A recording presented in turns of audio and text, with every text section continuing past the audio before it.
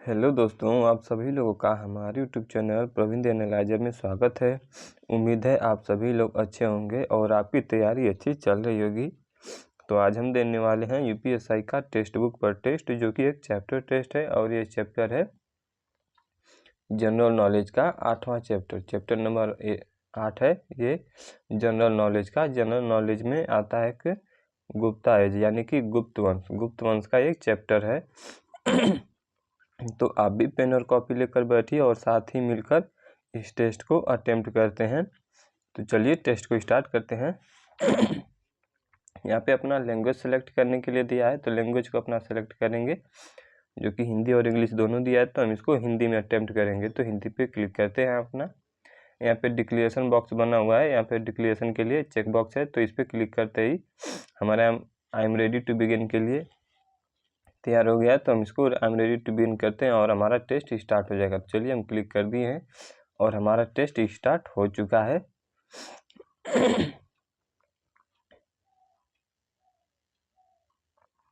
पूरे 5 मिनट मिले हमें इस टेस्ट के लिए और हमें जल्दी से करना है पूरे 10 क्वेश्चन। चलिए हम जल्दी करते हैं। प्रश्न नंबर पहले में दिया है, निम्नलिखित में से किस शासक ने महेंद्रादित्य की यहाँ पे दिया पहले प्रश्न में, निम्नलिखित में से किस शासक ने महेंद्रादित्य की उपाधि धारण की थी। तो ऑप्शन में दिया है चंद्रगुप्त फर्स्ट, कुमारगुप्त फर्स्ट, समुद्रगुप्त और स्कंदगुप्त। तो इसमें कौन सा हो जाएगा? प्रश्न नंबर पहले का हमारा ऑप्शन नंबर 2, जिसमें दिया है कुमारगुप्त फर्स्ट, इसी ने उपाधि धारण की थी। अगला देखते हैं प्रश्न नंबर 2। प्रश्न नंबर 2 में दिया है प्रयाग प्रशस्ति की रचनाकार कौन था। प्रयाग प्रशस्ति का रचनाकार कौन था? तो ऑप्शन में दिया गया बाणभट्ट, हरिसेन, चाणक्य और हर्ष कवि। तो कौन सा हो जाएगा इसमें से? हमारा हो जाएगा प्रश्न नंबर दूसरे का ऑप्शन नंबर 2, जिसमें दिया है हरिसेन। हरिसेन हमारा सही ऑप्शन होगा। अगला देख लेते हैं प्रश्न नंबर 3। प्रश्न नंबर 3 में दिया गया है निम्नलिखित वाकाटक शासकों में किसने चंद्रगुप्त द्वितीय की पुत्री प्रभावती गुप्त से विवाह किया था। तो ऑप्शन में दिया है प्रवरसेन द्वितीय, पृथ्वीसेन द्वितीय, रुद्रसेन प्रथम और रुद्रसेन द्वितीय। तो इसमें से कौन सा हो जाएगा? प्रश्न नंबर तीसरे का हमारा हो जाएगा ऑप्शन नंबर 4, जिसमें दिया है रुद्रसेन द्वितीय ने किया था। अगला है प्रश्न नंबर 4। प्रश्न नंबर 4 में दिया है गुप्त शासकों के अधीन प्रशासन के संदर्भ में भुक्ति जो है, भुक्ति शब्द का अर्थ क्या था? भुक्ति शब्द का अर्थ क्या था? तो यहाँ पे दिया गया एक प्रांत, मृत्युदंड, एक जासूस और एक गांव। तो क्या हो जाएगा? प्रश्न नंबर 4 का हमारा हो जाएगा ऑप्शन नंबर 1, जिसमें दिया है एक प्रांत। यह एक प्रांत को कहा जाता था, भुक्ति प्रांत को कहा जाता। अगला देख लेते हैं प्रश्न नंबर 5। प्रश्न नंबर 5 में दिया है भारत का स्वर्ण युग किस युग को कहा जाता है। भारत का स्वर्ण युग किस युग को कहा जाता है? तो इसमें ऑप्शन में दिया है गुप्त युग, मुगल काल, नंद युग और मौर्य युग। तो कौन सा हो जाएगा?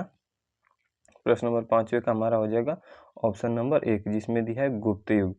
गुप्त युग को हमारा स्वर्ण युग कहा जाता था। अगला देख लेते हैं प्रश्न नंबर 6। प्रश्न नंबर 6 में दिया है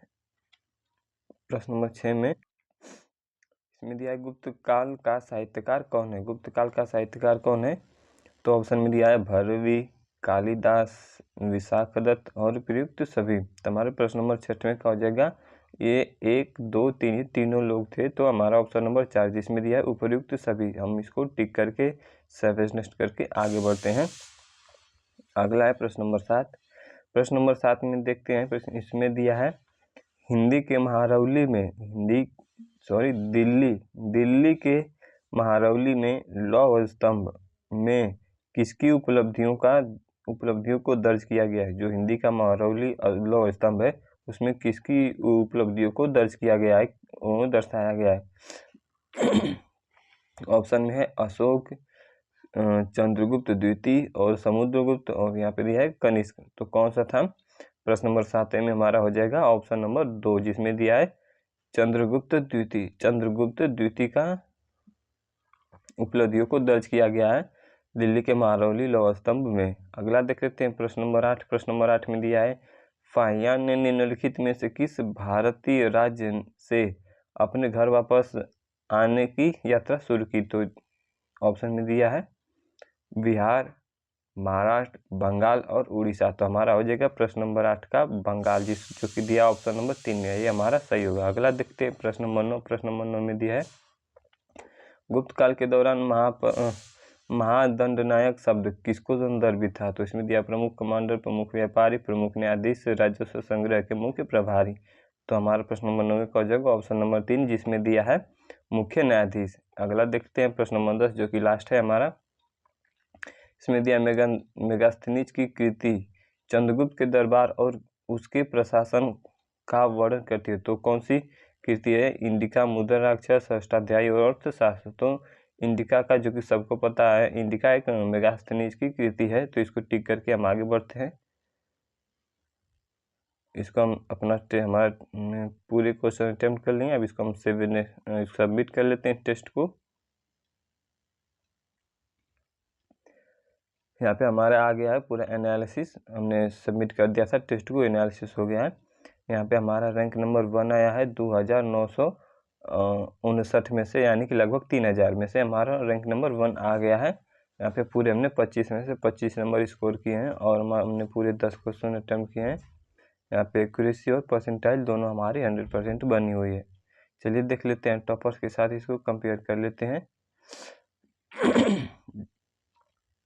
यहाँ पे टॉपर्स में और हमारा यू, यानी कि हमारा हो गया, और ये टॉपर्स के लिए था। हमने हमारा और टॉपर्स का स्कोर और एक्यूरेसी और करेक्ट रॉन्ग सबसे में बस हमारा टाइम की डिफरेंस है, लगभग 1 मिनट में किया है टॉपर्स ने और हमने पूरे 5 मिनट लिए इसको। चलिए इसका सोल्यूशन देख लेते हैं।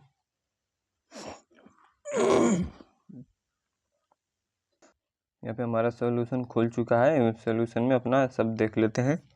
आइए इसको ये इंग्लिश में दिया है तो इसको हिंदी में कर लेते हैं।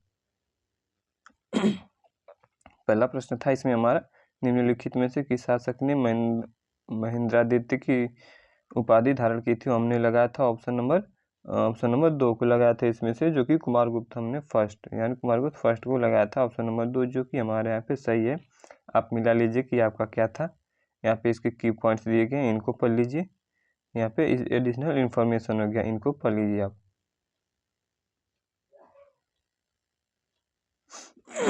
चलिए देख लेते हैं अगला प्रश्न, प्रश्न नंबर 2। प्रश्न नंबर 2 में दिया था प्रयाग प्रशस्ति के रचनाकार कौन था?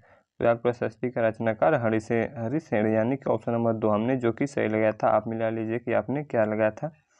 अगर सही लगाया था तो अच्छी बात है। यहाँ पे इसके की पॉइंट्स दिए गए, इनको जरूर पढ़ लीजिए, ये बहुत ही इंपॉर्टेंट होते हैं हमारे लिए। चलिए अगला देख लेते हैं प्रश्न नंबर 3। प्रश्न नंबर 3 का सॉल्यूशन। प्रश्न नंबर 3 में था निम्नलिखित वाकाटक शासकों में किसने चंद्रगुप्त द्वितीय की पुत्री प्रभावती गुप्त से विवाह किया था? तो हमने ऑप्शन नंबर 4, जिसमें कि रुद्रसेन द्वितीय को लगाया था। कौन से वाकाटक चंद्रगुप्त द्वितीय की पुत्री प्रभावती गुप्त से विवाह किया था? यहाँ पे इसकी की पॉइंट्स हो गए, इनको पढ़ लीजिए, ये हमारे लिए इंपॉर्टेंट होते हैं। और यहाँ पे इसके ये भी होगी की पॉइंट्स, इनको भी पढ़ लीजिए। अगला देख लेते हैं प्रश्न नंबर 4। प्रश्न नंबर 4 में दिया गया था गुप्त शासकों के अधीन प्रशासन के संदर्भ में भुक्ति शब्द का अर्थ क्या था? भुक्ति शब्द का अर्थ जो कि एक प्रांत, यानी कि एक बड़े एरिया बड़ा एरिया जो होता है उनके देखभाल के, यानी उनके अंडर में आता है, उसी को प्रांत बोलते हैं। तो जैसे मान लीजिए एक राज्य की तरह, तो हमने ऑप्शन नंबर 1 को लगाया था, जो कि हमारा सही है। यहाँ पे इसके की पॉइंट्स दिए गए, इनको पढ़ लीजिए, ये इंपॉर्टेंट है। यहाँ पे कुछ एडिशनल इंफॉर्मेशन भी दिया गया है, इनको भी पढ़ लीजिए। अगला देख लेते हैं प्रश्न नंबर 5। प्रश्न नंबर 5 का सॉल्यूशन, जिसमें पूछा था कि भारत का स्वर्ण युग किस युग को कहा जाता है? तो स्वर्ण युग भारत का जो था वो गुप्त युग को कहा जाता था, स्वर्ण युग, जो कि ऑप्शन नंबर 1 हमने सही लगाया था, हमारा बिल्कुल ही सही है। आप मिला लीजिए कि आपने क्या लगाया था। यहाँ पे दिया है गुप्त साम्राज्य के बारे में दिया गया है, जो कि 320 से लेके 543 ईस्वी तक रहा। यहाँ पे की पॉइंट्स हो गए इसके अलग से, यहाँ पे इसके एडिशनल इंफॉर्मेशन हो गए, इनको भी पढ़ लीजिए। ये देखिए मुगल काल के बारे में दिया गया है, मुगल युग के बारे में, यहाँ पे नंदी युग के बारे में दिया गया है।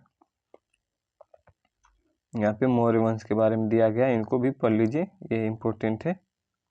अगला देख लेते हैं प्रश्न नंबर 6। प्रश्न नंबर 6 का सोल्यूशन इसमें दिया था, गुप्त काल का साहित्यकार कौन है? गुप्त काल का साहित्यकार हमने ऑप्शन नंबर 4 जो कि भैरवी, कालिदास, विशाखदत्त, ये सभी लोग हैं। तो हमने ऑप्शन नंबर 4 जो कि सही लगाया था। यहाँ पे गुप्त साम्राज्य के बारे में कुछ चीज़ें दी गई हैं, की पॉइंट्स, इनको आप वीडियो को स्टॉप करके वीडियो को पॉज करके यहाँ पे पढ़ लीजिए, ये हमारे लिए इम्पोर्टेंट है। यहाँ पे ये भी होगी की पॉइंट्स। यहाँ पे इसके लिए अलग एडिशनल इंफॉर्मेशन दिया गया है, इनको पढ़ लीजिए, हमारे लिए इम्पोर्टेंट है। ये भी हो गए। चलिए देख लेते हैं अगला प्रश्न, प्रश्न नंबर 7, इनको पढ़ लीजिएगा। अगला प्रश्न नंबर 7, प्रश्न नंबर 7 में था कि दिल्ली के महरौली में लौह स्तंभ में किसकी उपलब्धियों को दर्ज किया गया है? तो दिल्ली के महरौली लौह स्तंभ में चंद्रगुप्त द्वितीय की उपलब्धियों को दर्ज किया गया है, जो कि ऑप्शन नंबर 2 हमने सही लगाया था। बिल्कुल की पॉइंट्स यहाँ पे दिए गए हैं, इनको पढ़ लीजिए, इन्हीं से रिलेटेड ये बहुत ही अच्छी जानकारी है जो कि एग्जाम में पूछे जाने के लायक है, जो कि संभवतः पूछी जा सकती है। यहाँ पे इसके एडिशनल इन्फॉर्मेशन होगी, चंद्रगुप्त द्वितीय के बारे में दिया गया है, इनके बारे में और भी जानकारी दी गई है, इनको पढ़ लीजिए। यहाँ पे समुद्रगुप्त के बारे में भी दिया गया है, इनको भी पढ़ लीजिए। यहाँ पे कनिष्क के बारे में दिया गया है, इनको भी पढ़ लीजिए वीडियो को स्टॉप करके। यहाँ पे अशोक के बारे में दिया गया है, इनको भी पढ़ लीजिए। चलिए अगला देख लेते हैं प्रश्न नंबर 8। प्रश्न नंबर 8 में दिया गया था, प्रश्न नंबर 8 का सोल्यूशन यहाँ पे देख लेते हैं। इसमें था कि फाहियान ने निम्नलिखित में से किस भारतीय राज्य से अपने घर वापस जाने की यात्रा शुरू की थी? तो वो था ऑप्शन नंबर 3, जिसमें दिया था बंगाल। बंगाल से उसने अपने घर जाने की यात्रा शुरू की थी, किसने? तो फाहियान ने। यहाँ पे उसके प्रमुख बिंदु दिए गए, यहाँ पे फाहियान के बारे में प्रमुख बिंदु दिए गए, इनको आप पढ़ लीजिए। यहाँ पे उसके लिए अतिरिक्त जानकारी दी गई है, जो कि एडिशनल इंफॉर्मेशन है। बिहार से फाहियान से रिलेटेड बिहार से क्या हुआ था वहाँ पे दिया गया। यहाँ पे महाराष्ट्र से दिया गया है, महाराष्ट्र में उस समय क्या क्या हुई थी चीज़ें यहाँ पे दिया गया है। यहाँ पे उड़ीसा के बारे में दिया गया है, उस वक्त उड़ीसा से क्या संबंध था इन लोगों का, तो यहाँ पे दिया गया। अगला देख लेते हैं प्रश्न नंबर 9। प्रश्न नंबर 9 का सोल्यूशन में दिया है, इसमें इसके प्रश्न में पूछा था, गुप्त काल के दौरान महादंडनायक शब्द किसको संदर्भित करता है? महादंडनायक यानी कि वो प्रमुख न्यायाधीश का कार्य था। महादंडनायक शब्द यानी कि वो दंड देते थे, यानी जो कि जिसका कार्य था वह प्रमुख न्यायाधीश का था। यहाँ पे इसके की पॉइंट्स दिए गए, इनको पढ़ लीजिए, ये हमारे लिए बहुत ही जरूरी है। यहाँ पे और भी की पॉइंट्स होंगे, इनको भी पढ़ लीजिए। चलिए देख लेते हैं अगला प्रश्न नंबर 10। प्रश्न नंबर 10 जो कि हमारा लास्ट प्रश्न था, इसमें था मेगास्थनीज की कीर्ति स्पेस में फिर चंद्रगुप्त के दरबार और उसके प्रशासन का वर्णन करती है। चंद्रगुप्त के दरबार के बारे में और चंद्रगुप्त का जो शासन था उसके बारे में कौन सी कीर्ति मेगास्थनीज की वर्णन करती है? तो यहाँ पे था इंडिका, जो कि इंडिका मेगास्थनीज की रचना है, यानी कि उसकी कीर्ति है, उसकी पुस्तक है। हमने ऑप्शन नंबर 1 जो कि सही लगाया था। यहाँ पे इंडिका के बारे में दिया गया है, यहाँ पे इनको पढ़ लीजिए। यहाँ पे दिया है, यूनानी राजदूत मेगास्थनीज ने इंडिका पुस्तक लिखी, यहाँ पे दिया हुआ है, इनको पढ़ लीजिए, बहुत ही इम्पोर्टेंट है। यहाँ पे मुद्रा राक्षस के बारे में दिया गया है, जो मुद्रा राक्षस पुस्तक है उसके बारे में यहाँ पे बढ़िया से वर्णन किया गया, इनको पढ़ लीजिए। यहाँ पे अष्टाध्यायी है, अष्टाध्यायी के लिए अलग सी चीज़ें दी गई। अष्टाध्यायी के लेखक पाणिनि प्राचीन भारत के एक प्रख्यात विद्वान है। अष्टाध्यायी के बारे में देख लीजिए। यहाँ पे अर्थशास्त्र, जो कि अर्थशास्त्र प्राचीन भारत में संस्कृति के प्रशासनिक के ग्रंथ है, इसके बारे में पढ़ लीजिए। यानी कि कौटिल्य जी ने विष्णुगुप्त चाणक्य के नाम से जाना जाता है। इनको इस कीर्ति के लेखक होने का श्रेय दिया जाता है, जो कि अर्थशास्त्र को जिसको कहा जाता है विष्णुगुप्त, यानी कि चाणक्य जिनको कहा जाता है, ये उन्हीं की कीर्ति है। कौन? तो अर्थशास्त्र। आप मिला लीजिए कि आपने क्या ऑप्शन, आपका ऑप्शन कौन सा लगाया हुआ था और गलत सही है तो बहुत बढ़िया, अगर गलत है यार तो उसको ध्यान में रखते हुए फिर से अगली गलती ऐसे ना हो तो ध्यान में रखिएगा। तो दोस्तों ये था आज का यूपीएससी का टेस्ट, और आपने कितना सही जवाब दिया, आपके कितने आंसर सही हुए, आपका क्या स्कोर रहा, और ये कमेंट सेक्शन में ज़रूर बताइए। और अगर आप हमारे चैनल पर नए हैं तो वीडियो को लाइक करें, शेयर करें और चैनल को सब्सक्राइब जरूर करें, ताकि अगले टेस्ट की वीडियो आपके पास तुरंत पहुंच सके। और हमारे इस चैनल